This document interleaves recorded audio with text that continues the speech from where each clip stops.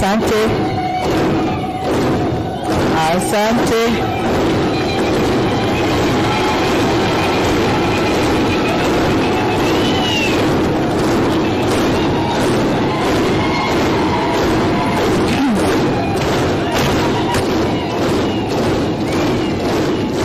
Waheshimiwa wabunge, asante.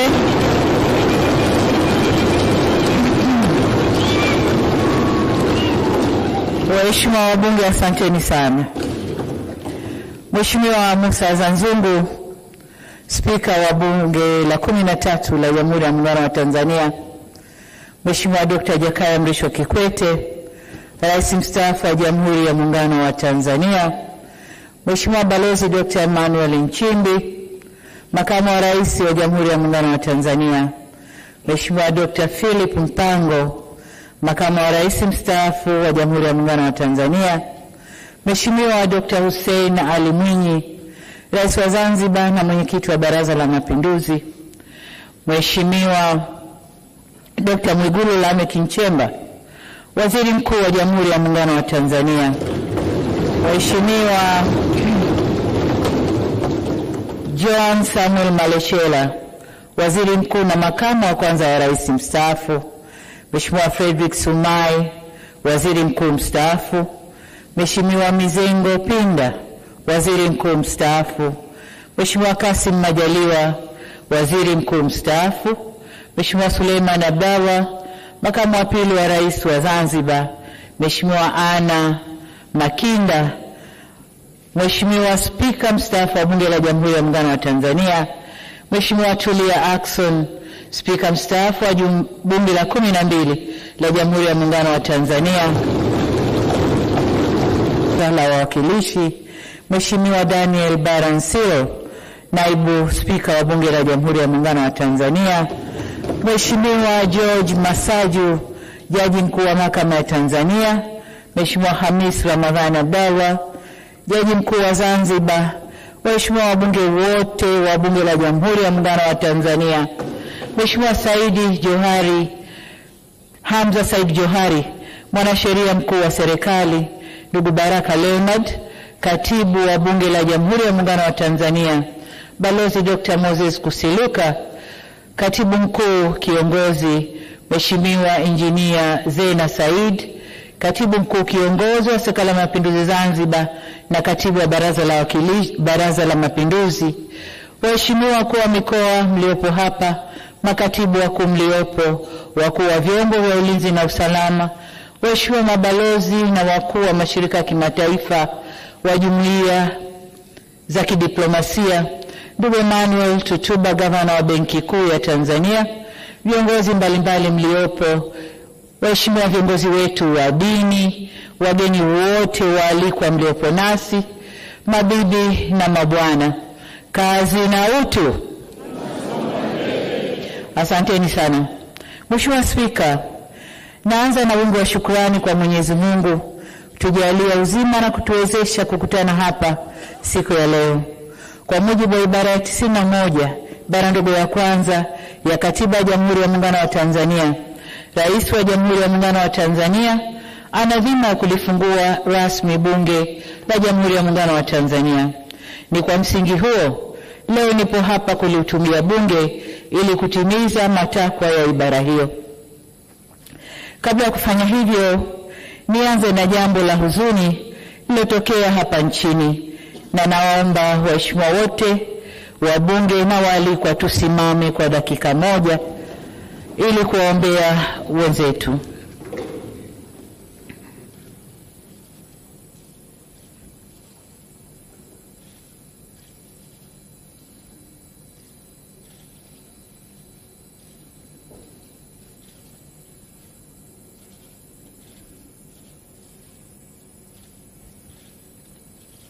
Waheshimiwa, tukae tumwombe Mwenyezi Mungu aziweke roho za waliopoteza maisha kwenye vurugu zilizotokea tarehe 29 siku ya uchaguzi hapa nchini kwetu.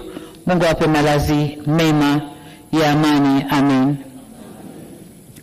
Mimi binafsi, waheshimiwa wabunge, nimehuzunishwa sana na tukio lile.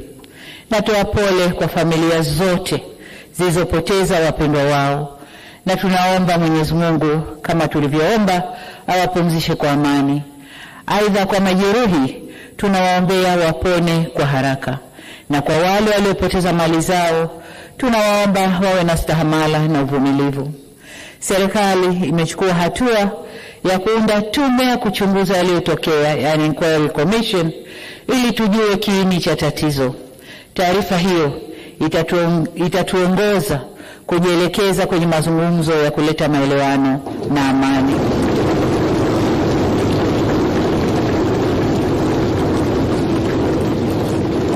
Mheshimiwa Spika, baada ya kueleza sononeko hilo, nijielekeze sasa kukupongeza wewe Mheshimiwa Musa Azzan Zungu kwa kuchaguliwa kuwa mbunge wa jimbo la Ilala na kupata imani ya waheshimiwa wabunge waliokuchagua kuwa spika wa bunge hili la 13. Ni imani yangu kuwa uzoefu wako katika bunge hili utakuongoza kusimamia utekelezaji wa shughuli za bunge kwa ufanisi mkubwa. Aidha, nitumie fursa hii kumshukuru kwa dhati Spika mstaafu Mheshimiwa Dr. Tulia Ackson kwa kuliongoza vyema bunge la 12. Serikali inaahidi kutoa ushirikiano wa kutosha katika utekelezaji wa majukumu ya bunge hili la 13. Kwa kauli hiyo hiyo, nimpongeze pia Mheshimiwa Daniel Baram Silo kwa kuchaguliwa kuwa naibu spika wa bunge hili. Aidha, nirejee pongezi zangu kwa Mheshimiwa Dr. Mwigulu Nchemba, Waziri Mkuu wa Jamhuri ya Muungano wa Tanzania, ambaye ameapishwa leo asubuhi. Niwapongeze pia waheshimiwa wabunge wote kwa kuaminiwa na Watanzania kuwawakilisha katika kazi ya adhimu ya kutunga sheria, kuishauri na kuisimamia serikali kupitia bunge hili la 13. Hongereni sana. Waheshimiwa wabunge, hii ni dhamana na dhima kubwa sana mliopewa na wananchi, na vivyo hivyo matarajio ya wananchi kwenu ni makubwa pia.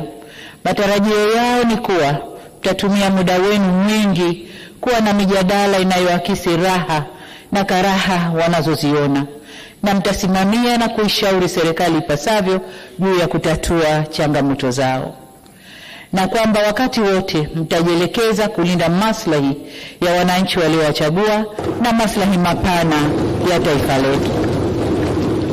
Mheshimiwa Spika, kwa vigezo vyovyote vile, bunge hili ni jipya. Takwimu zinaonyesha kuwa wabunge 223 kati ya wabunge 393, sawa na 56.7%, ni wabunge wapya kabisa. Aidha, 45% ya wabunge wote ni wanawake. Wabunge wanawake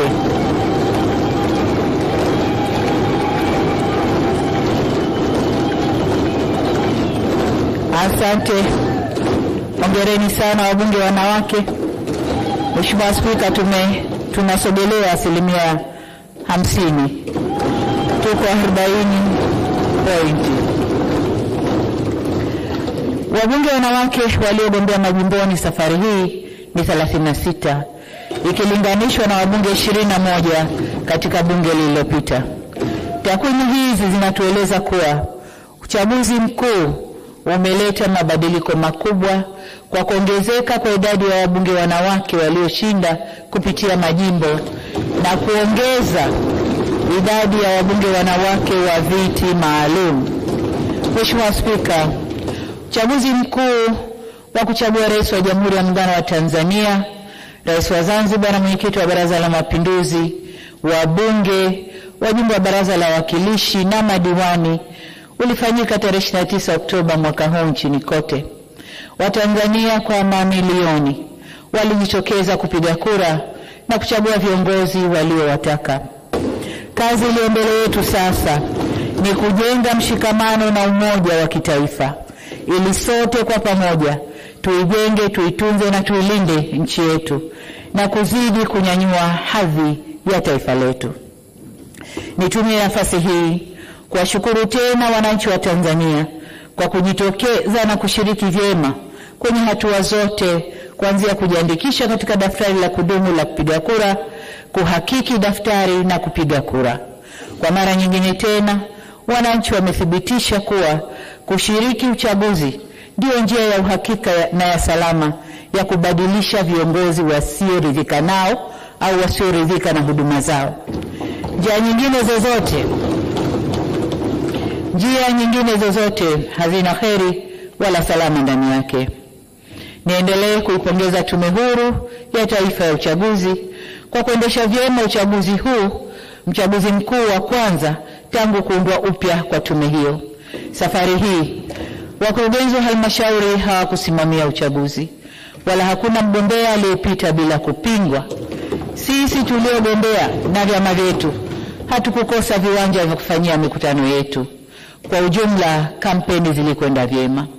Aidha,